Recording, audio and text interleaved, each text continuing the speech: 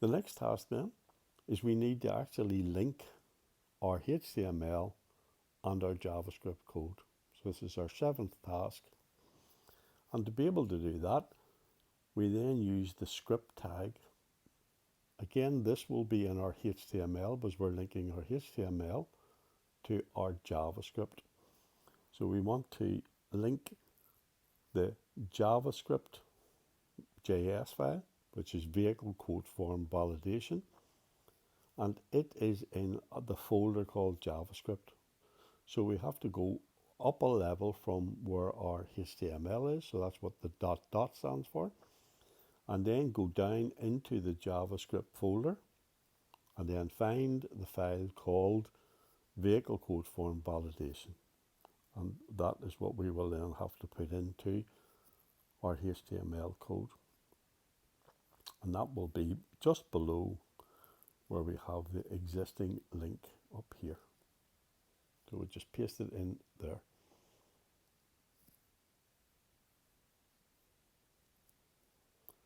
We also will need a button, and the button will allow us to click on it, and when we click on it, it will read the form data.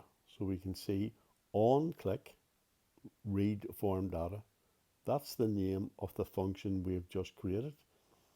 So whenever somebody clicks on this particular button, it's just going to have a button with a title, validate form data.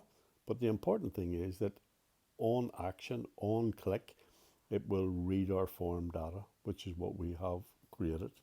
And we can see here that this will go down at the very end of the form. So if we go back into our code and HTML, we will see that down here, we will paste it in at the bottom. So button, type is button, and then we will have its ID is validate user details, and we have on click equals read form data. And if we go back into our JavaScript code, we can see that the read form data was the function that we created earlier on, and it's the one that goes and finds each element by ID and gets its value.